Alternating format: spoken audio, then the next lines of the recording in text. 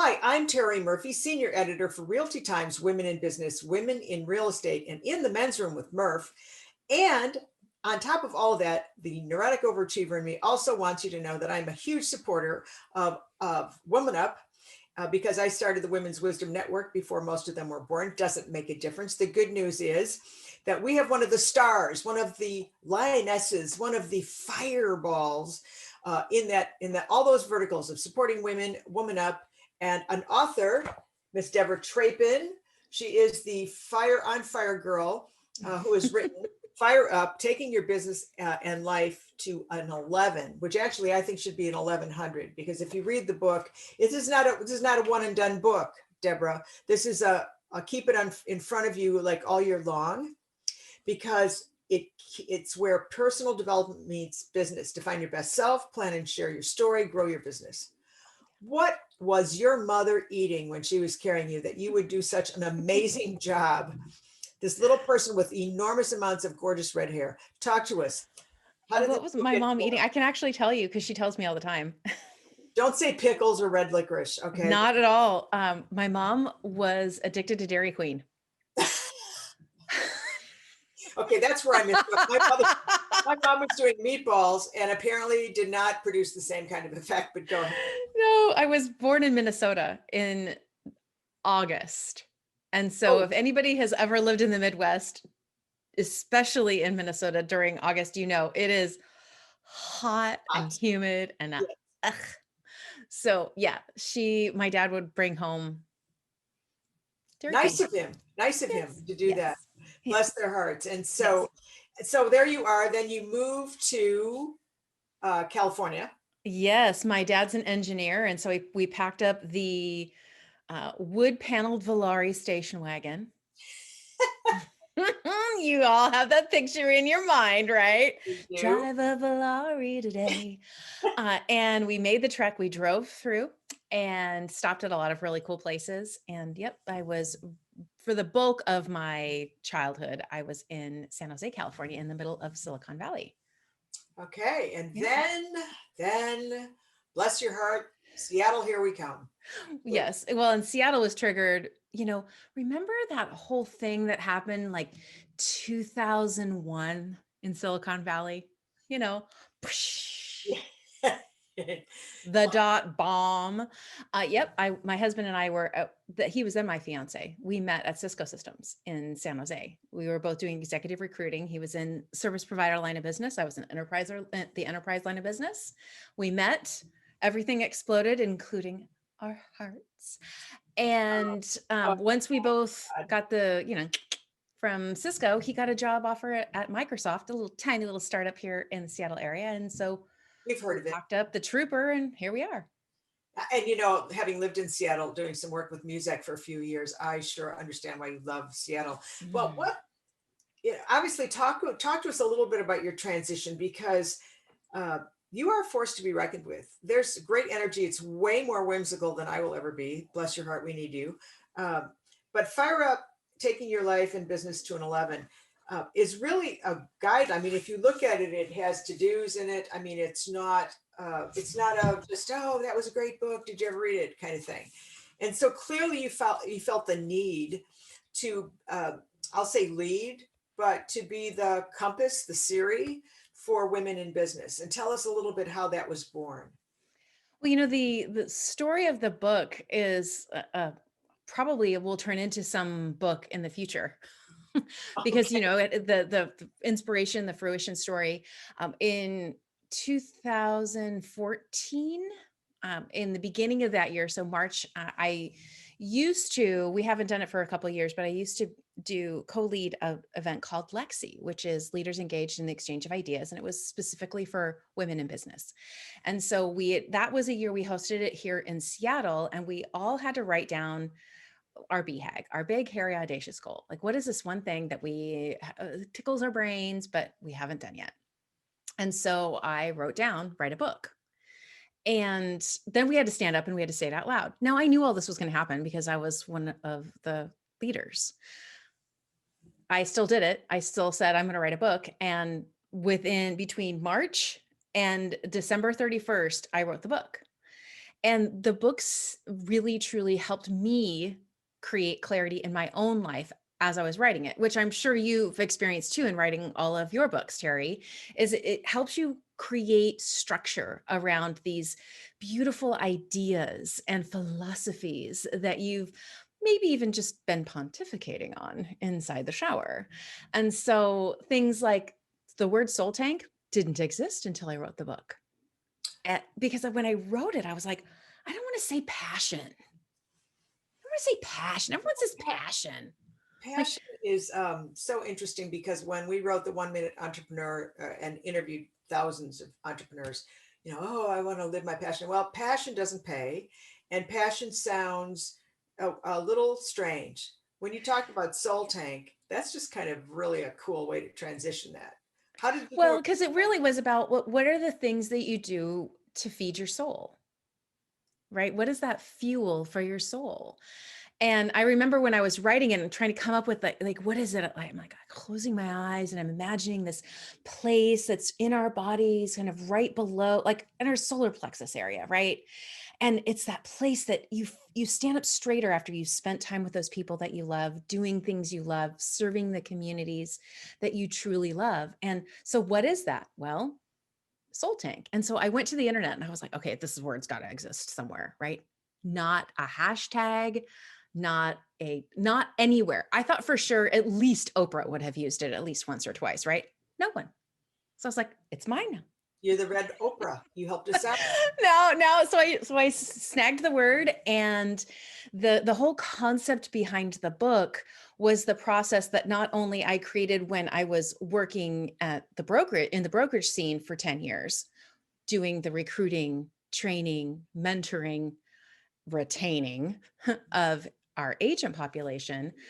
But I also did it for myself too. Look, revisiting and refining my own core values, and really the process that I would go through. I was like, why am I not putting this in the book? Why not put it in the book? Right? Because so many people say, do you have know your core values or live by your values? However, what does that actually mean? And so the process that they go through in the book is the process that I go through. And I do it every year. I go through and rewrite my fire up statements for each one of my value words, because every year adventure looks different. That's an interesting, let's just resonate. Every year adventure looks different. So let's just look at 2020. Yay, new adventure. Yes. How to communicate without touching or seeing someone smile. I love that one. Well, and honestly, Terry, like, so my husband and I love to travel, and everything from road trips to, faraway lands that take us a day to get to. We love to travel together. We travel well together.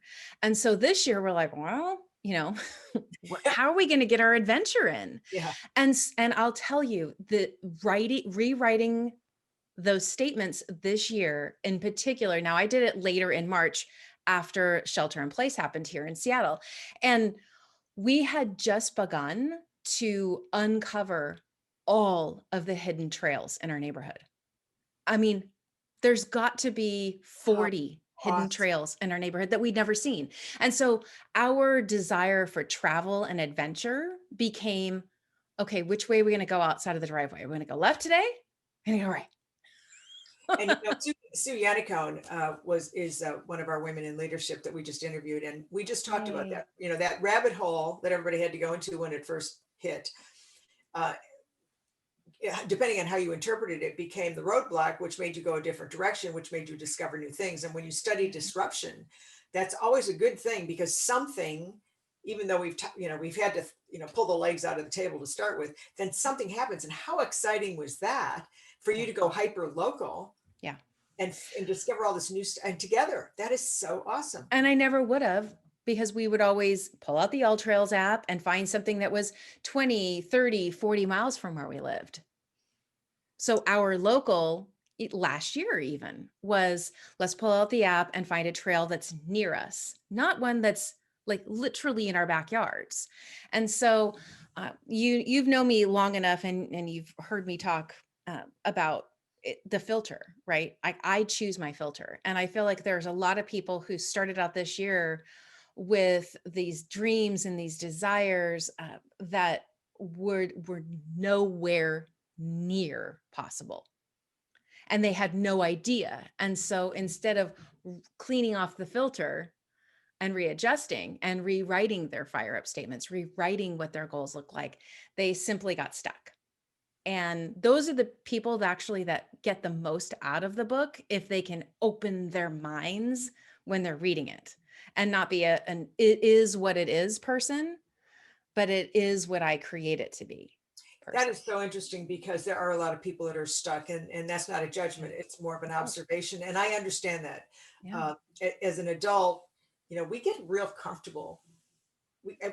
Matter of fact, we seek out the comfort of that consistency of our life. And when we shake it up just a little bit, that's when we discover the gift that we didn't know we had or was available. Yeah. You look, I mean, there's plenty of stories historically about that. But your book, the fire up thing, what I like the most about this, Deborah, is the ideas you give for like storming soul sessions, so that you have to put pencil to paper, you have to block out the time, you have Yeah. to make yourself a priority, you've got to find a safe space to just be with you, which none of us sometimes like to do because and that's why we get busy, right? But you really Yes. make it's kind of a come to Jesus thing in a lot of It ways to me. it is. It is. Terry, when I wrote the book for me. I was my avatar, right? So a woman in business who likely is doing traveling, doing their servant hearts. So they're either traveling to their job every day or getting on a plane and traveling to speak or teach workshops. And so she was my avatar. And so I thought, okay, well, I like to read books that I can get through in an hour and a half to 3 hours. Like I want to be able to consume it and then go back and do the work. And so that's how I wrote it. I wrote it in a way that I want you to read through it. I want you to read start to finish.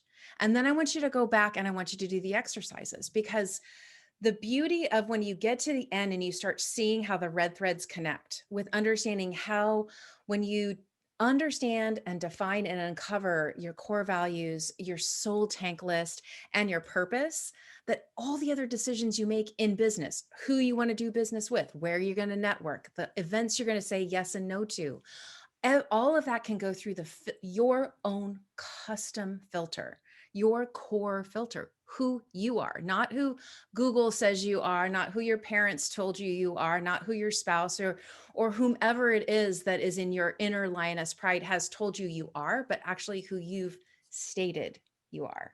And it makes every decision that you make more confident. So confident no's, best yeses, and that creates more joy in everything you do. So we, in particular as women, but men love the book as well, right? We have the ability to speak life with our voice. And that's the unique piece, and that segues beautifully, Deborah, into one of my favorite pages, which is page 52. This is fire up step number one, which is listen.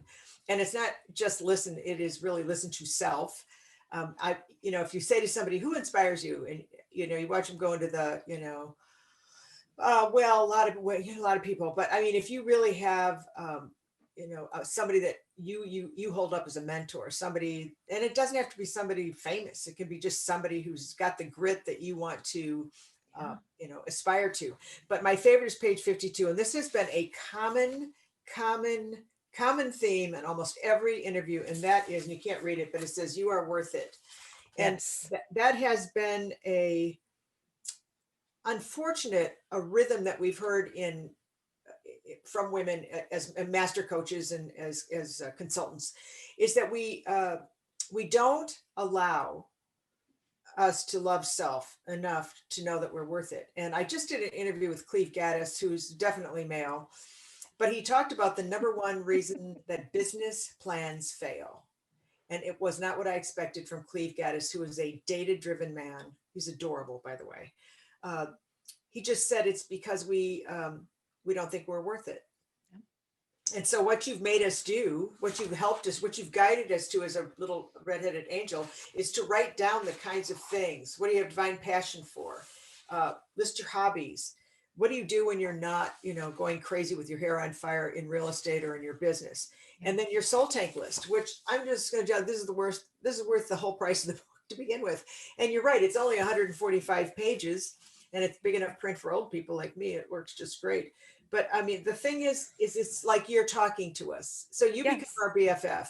And I'm Yeah. going to say, if you feel stuck or if you're looking at 2021 with concern, this is your book. And you do offer, and it's about firing up, and it's about allowing yourself. And I think that women need a safe place. Everybody needs a safe place, but I think women particularly need a safe place where they're not being criticized for their choosing their filter.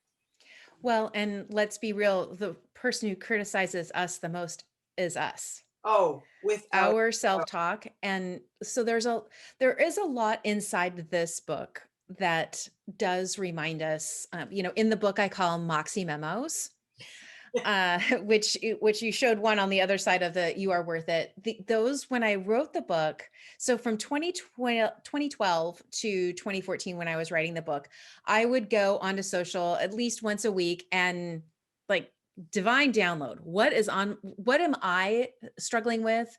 What is a client I'm working with struggling with? And I'd write just a sassy one or two liner, and I keyword, would share that.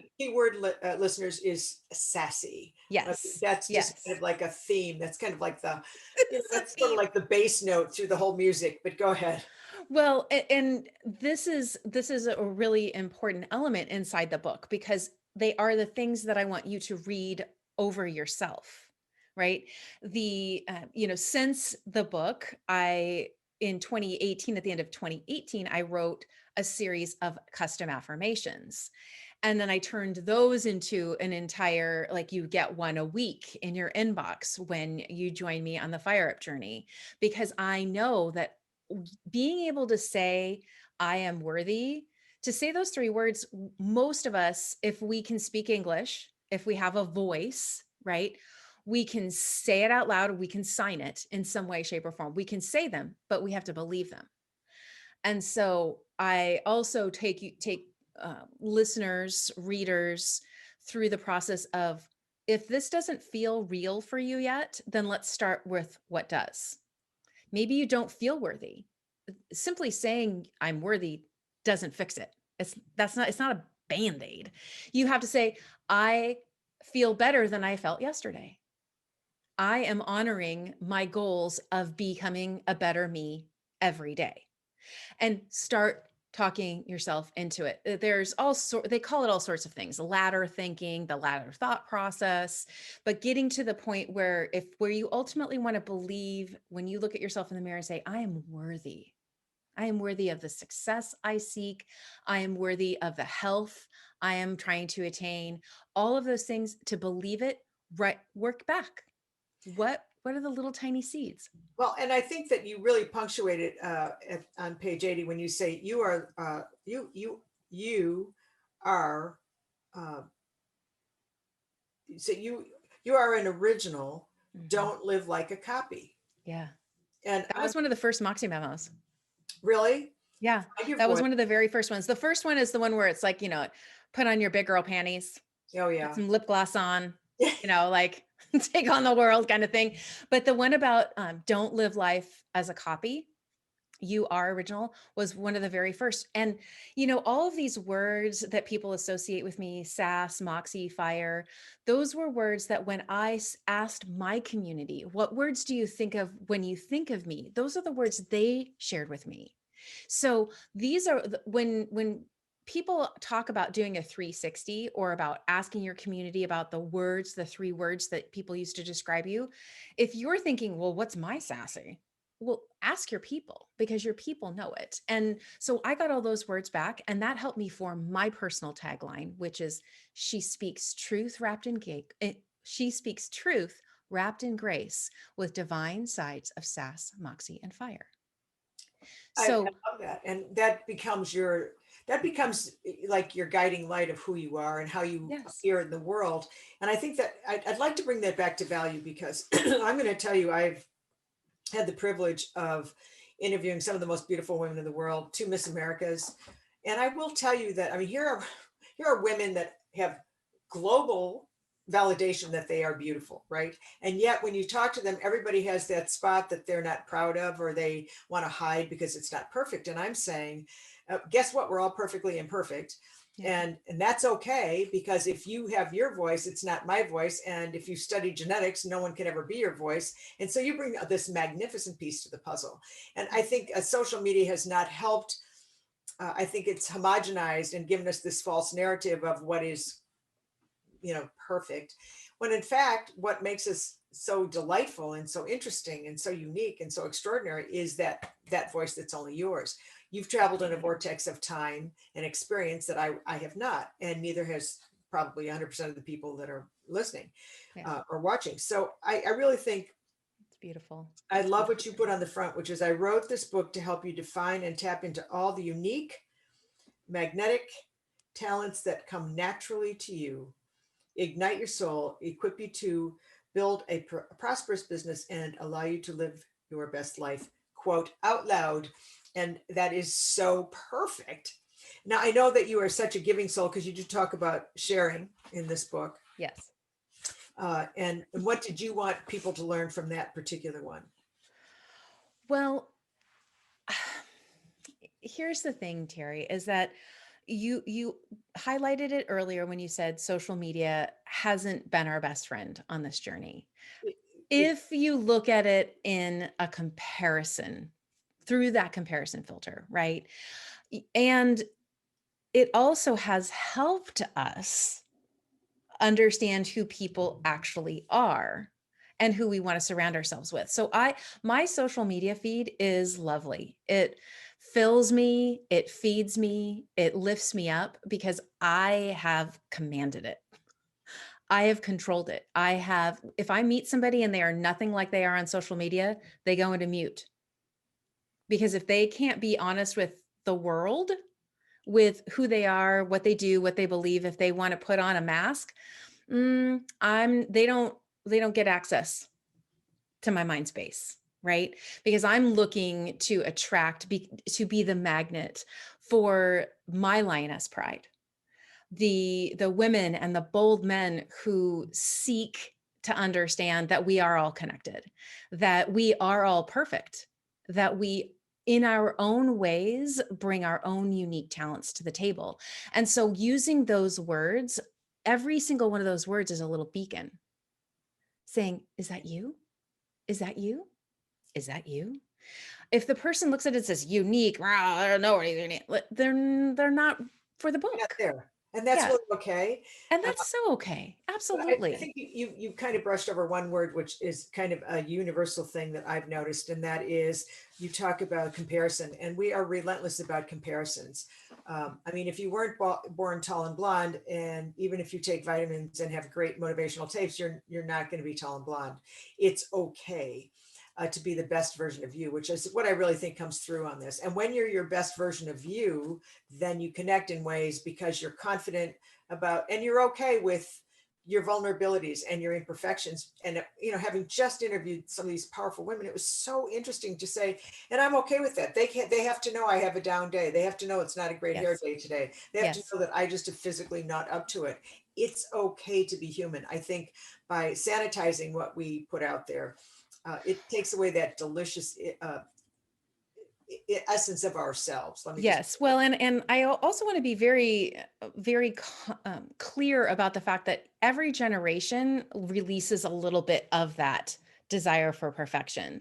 So for my mom, I grew up in a home where my mom was always on a diet. There was always She was never good enough. Her weight was never good enough. And it was her struggle, right? And so as a woman raised by a woman with a body image struggle, I got it, Of course. right? Uh, and I've had to look at that filter and I don't know exactly where hers came from. Could kind of guess, but I was not in her body, right? Right. But what I can do is I can research it. I can look at it. I have the access in my generation to do more research, to learn more about the topic, to learn more about body dysmorphia and all of the different things to look for. And I can replace those thoughts with new ones. I now know, studying neuroscience, I can do it. I can hear the first thought and go, oh yeah, sassafras, you're going out. Like, hit the road. I have 5 custom affirmations to replace you with. And so when I'm speaking to the next generation, my tongue is speaking about how creative they are, nothing about what they look like or how pretty that dress is. I might say, I love your creative fashion style. So I'm learning to turn my words as I'm speaking to the next generation. So hopefully in 2 generations from now, there will be more than 2% of women on this planet who think they're beautiful. Yeah, and that is so. And I think that's where globalization has helped us. Yes. I mean, And social media can help us if yes, we use it for good.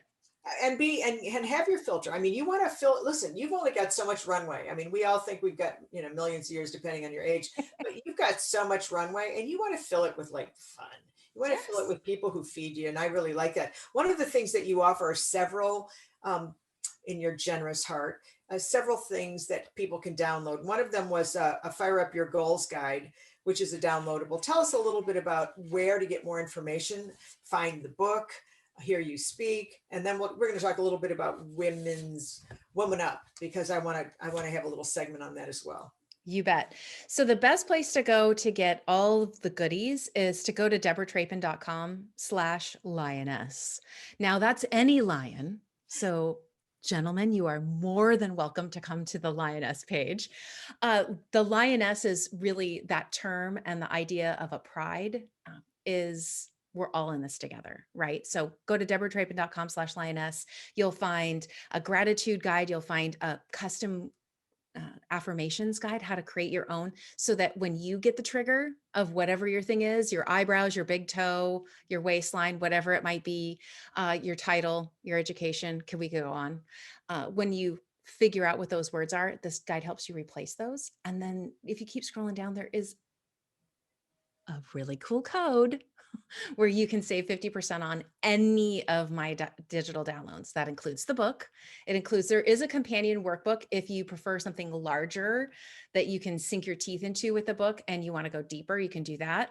But there's all sorts of great things, including the goals guide. And the goals guide really is about looking at your goals in a fresh way and refining the process, making sure that their values aligned, making sure that there is life and purpose in each one of your goals so that you actually achieve them and don't simply write them down.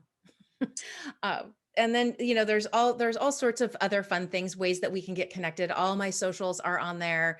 I spend a lot of time on Facebook, Instagram, a little bit on Twitter, and pretty much Pinterest only around times when I'm building big beautiful meals or making cocktails like for parties. Well, if you're tired of not achieving your goals and you're ready to shake up your goal setting, you definitely have to get the goals guide. And I'm hoping you'll join us again for another segment, Love to. because we need more lioness work all the time. I'm Terry Murphy for Women's Wisdom Network. Thanks for joining us, Debra Trappen, our lioness. Get this book for your best BFFs, because this is a great gift. Thanks for joining us. Thank you so much for having me. Mwah.